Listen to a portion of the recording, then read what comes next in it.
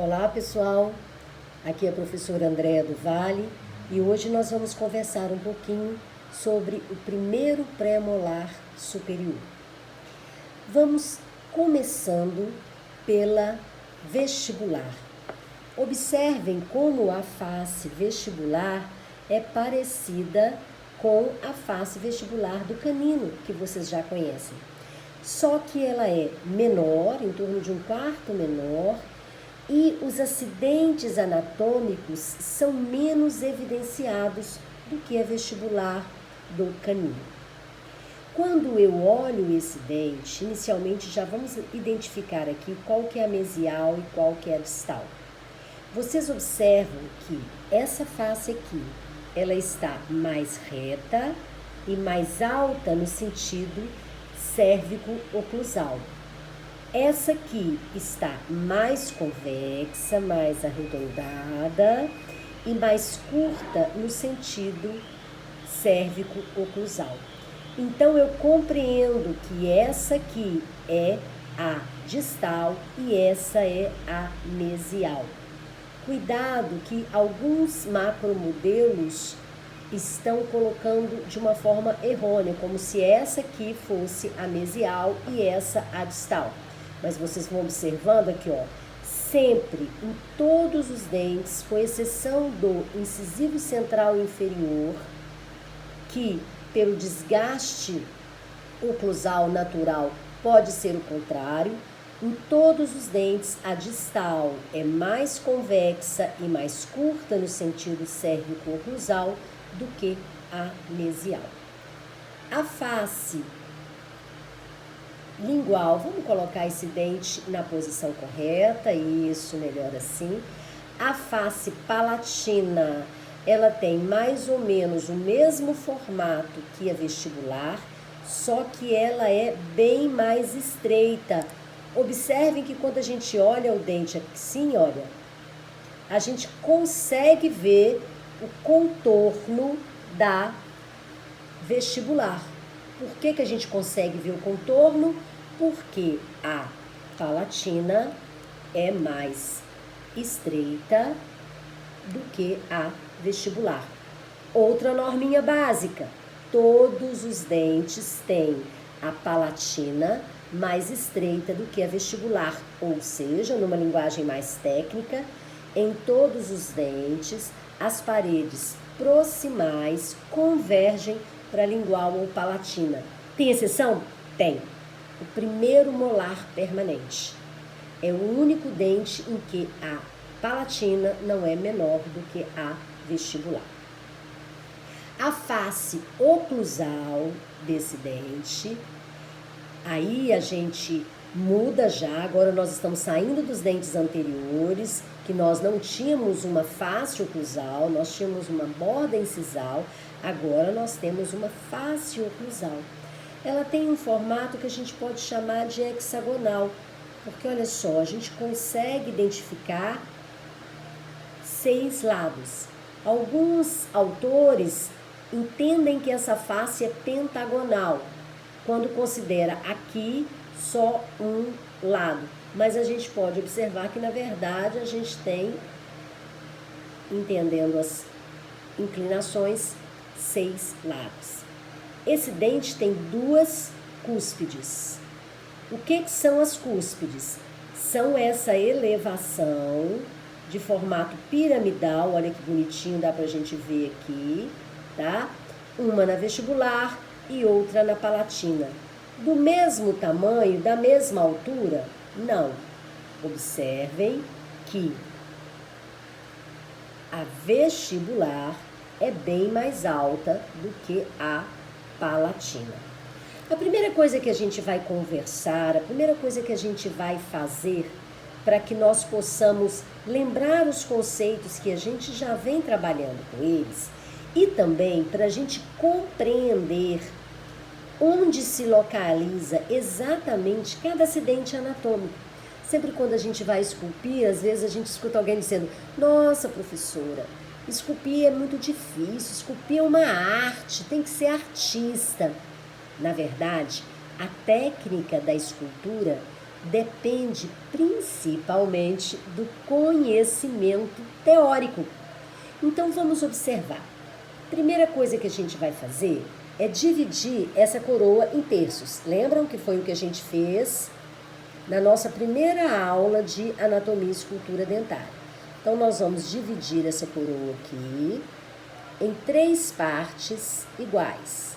Então eu vou riscá-la e vou dividi-la em 3 partes iguais. Vamos ver se ficou divididinho aqui certinho. O terço médio ficou um pouquinho maior, tanto na vestibular quanto na palatina. Então, nós vamos dividi-la em 3 partes.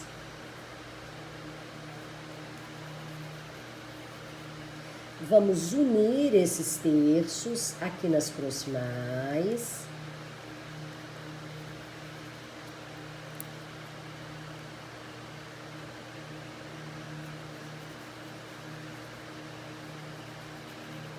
Seguindo o contorno do dente.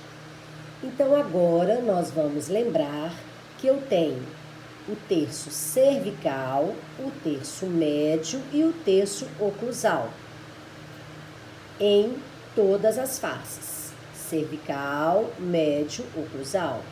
Cervical, médio, oclusal. Pois bem, feito isso, a gente já começa a perceber os acidentes anatômicos. Vamos olhar esse dente numa visão proximal. O que a gente observa aqui? A mesma coisa que nós já observamos na vestibular dos dentes anteriores. Eu tenho uma elevação aqui. Eu estou olhando de perfil para que vocês possam perceber. Olha como é que eu tenho uma elevação aqui, que é a minha bossa vestibular. Então, nessa região aqui, a gente vai colorindo, nós vamos identificar a nossa bossa vestibular. Então, aqui nós conseguimos visualizar essa bossa. A pergunta que eu faço para vocês: será que existe uma bossa na palatina? A palatina agora muda em relação aos anteriores, porque nos anteriores, o que eu tinha lá na palatina? Eu tinha o símbolo. Aqui eu não tenho mais o símbolo e eu também tenho uma bossa, eu também tenho uma elevação, mas essa elevação ela não está aqui, ela está no terço médio desse dente. Então, a bossa palatina ou lingual, ela está localizada no terço médio dessa face. Vamos olhar de novo, numa visão de perfil. Olha onde que ela fica mais cheinha, ela vem para cá, bem aqui no terço médio, e não lá. Vamos comparar um lado e o outro. Aqui, ela começa aqui no finalzinho do terço cervical, que eu fiz um pouquinho para cima, e aqui eu tenho essa elevação. Então, a bossa vestibular é no terço cervical e a bossa palatina, olha lá como está bem mais rechonchudinho, no terço médio. O que mais que eu posso observar aqui na face vestibular? Observem que se eu, do mesmo jeito a gente fez isso com os dentes anteriores, se eu pegar o meu lápis deitadinho e vir riscando aqui no dente, eu observo que existe uma elevação linear aqui. Essa elevação linear, que lá no canino é chamada de crista vestibular mediana, aqui também aparece. Um pouco menos evidenciada e vai aparecer em todos os dentes posteriormente, que é a aresta transversal.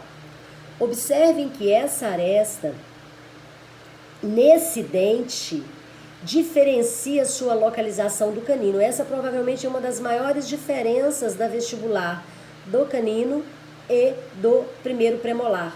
No canino, essa crista mediana, que a gente chama lá, porque lá é muito evidente, ela se localiza mais para mesial com inclinação para distal, fazendo com que o lobo distal seja mais longo. Aqui não. Aqui ela inclina para distal, fazendo com que o segmento mesial seja mais largo do que o segmento distal. Essa aresta transversal também existe na palatina? Sim, ela existe. Se eu vir com o meu lápis novamente, sem buscar nenhuma delineação, com ele deitadinho, eu também vou achar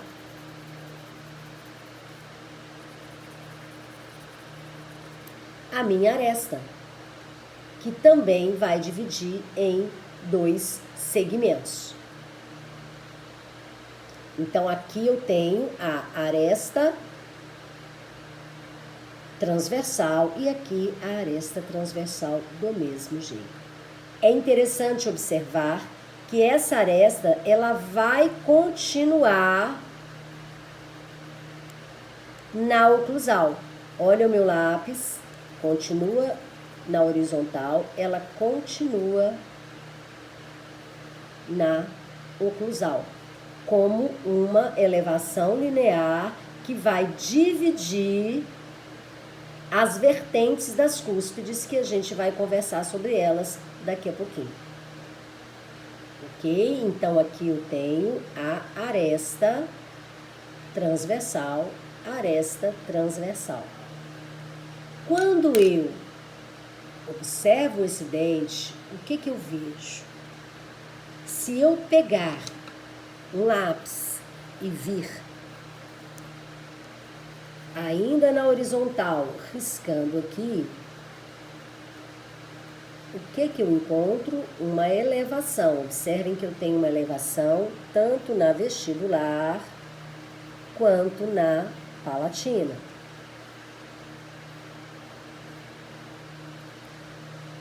Essa elevação, ela existe em todos os dentes posteriores, ela vai seguindo um caminho e elas são as minhas arestas longitudinais. Essas arestas longitudinais, elas são unidas entre si pelas cristas marginais. Vocês lembram das cristas marginais às quais a gente se referia nos incisivos e caninos? A gente conseguia ver essas cristas marginais na face palatina, delineando a fossa. Aqui, essas cristas marginais, elas unem. O lápis não tá legal aqui, não passou muito bem, mas vamos forçar aqui um pouquinho. Isso. Então, estas cristas marginais unem a cúspide palatina com a cúspide vestibular.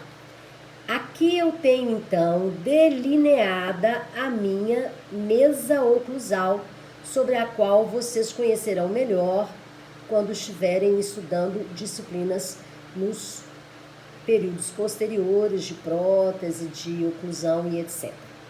Bom, então aqui eu tenho a minha mesa oclusal. Retomando, aqui nós temos a minha aresta longitudinal, aresta transversal.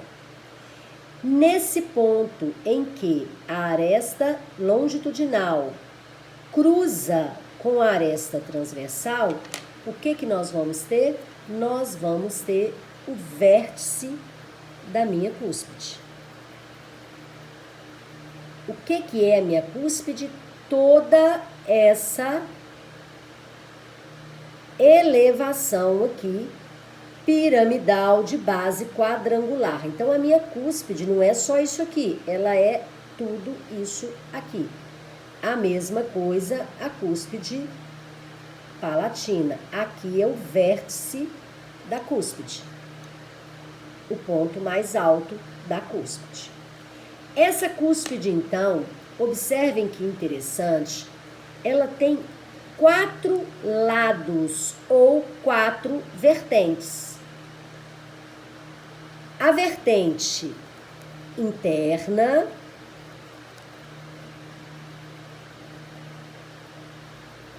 também chamada de vertente triturante, porque é o lado da cúspide que vai triturar o alimento.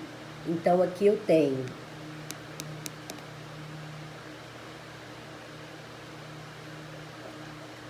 as minhas vertentes lisas. Ó, desculpa. Troquei aqui as minhas vertentes triturantes, também chamadas de vertentes internas. Então, observa, eu tenho uma inclinação para cá e outra inclinação para cá. E aqui eu tenho as minhas vertentes externas.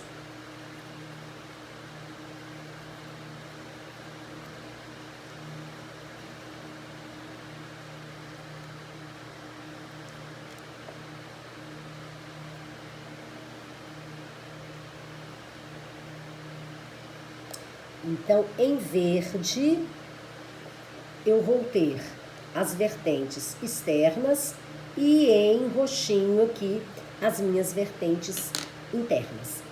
Retomando, então, a cúspide é tudo isso. Eu poderia fazer a mesma coisa na cúspide palatina, ok? Bom, o que mais que eu posso visualizar aqui? Vocês percebem que nós temos, vamos mudar aqui o lápis, uma depressão linear que separa a cúspide vestibular da cúspide palatina. Essa depressão linear, ela vai da mesial para distal e ela forma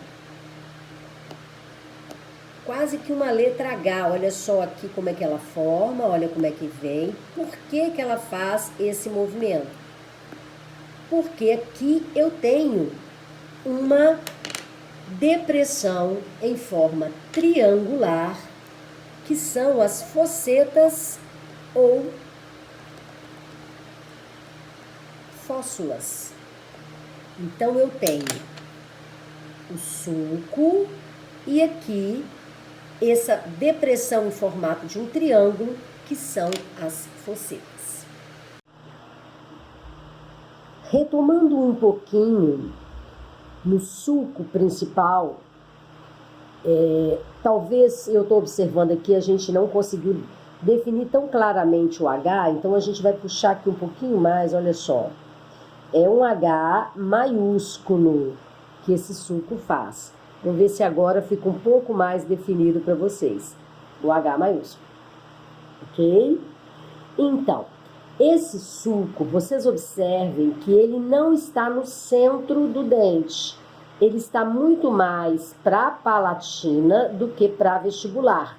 Por isso a gente fala que esse sulco é um sulco paracentral. Por quê? Porque ele não está no meio. Vocês podem observar que ele está mais para a palatina do que para a vestibular. O que é uma grande característica diferencial em relação aos segundos pré-molares superiores. A outra grande característica diferencial, que é específica do primeiro premolar superior, é o fato de que o sulco principal, no primeiro premolar superior, ele rompe a crista marginal mesial e desce até, ele invade a mesial aqui no terço oclusal. Então eu tenho um rompimento. Observem que nesse macromodelo é aqui que está aquele erro que nós comentávamos no início de nossa conversa. Está rompendo do lado de cá, que é a distal. Por isso, o fabricante afirma que esse dente é o 14, porque ele está entendendo que essa é a mesial. Mas essa não pode ser a mesial, porque ela está mais curta e mais convexa. Então, existe um erro, inclusive no macromodelo de vocês, em que está rompendo para o lado distal e não para o lado mesial.